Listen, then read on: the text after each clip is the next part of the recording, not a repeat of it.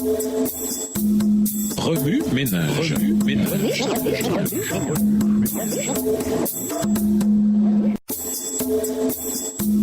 Remue ménage.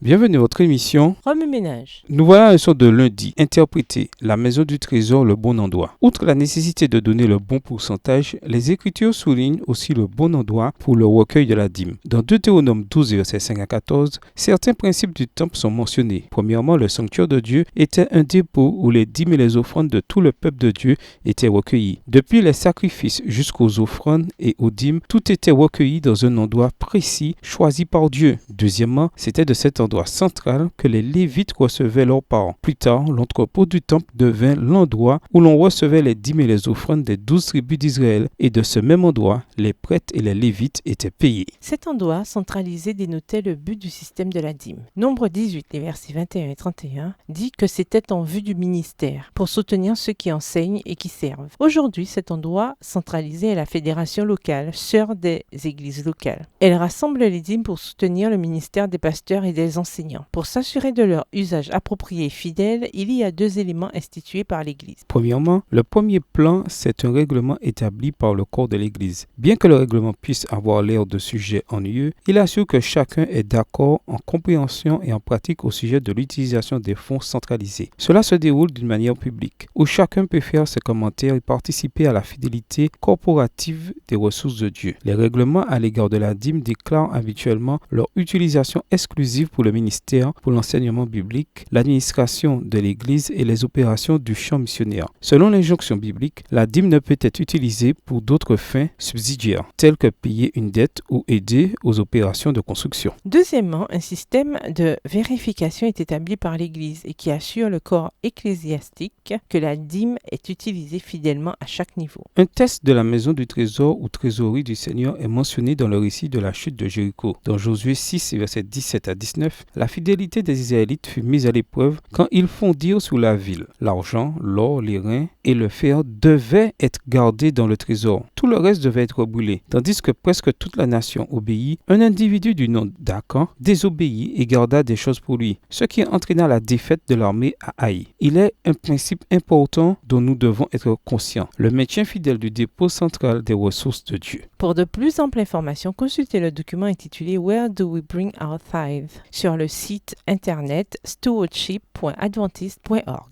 Remue ménage, après avoir regardé votre texte écrit et annoté, quelles questions émergent après l'étude de ce passage? Quelle partie du passage trouvez-vous difficile? Quels éclairages particuliers vos notes semblent-elles indiquer dans l'ensemble? Quels autres principes et conclusions découvrez-vous? Au revoir. Et à demain si Dieu veut. Remue ménage. Remue ménage.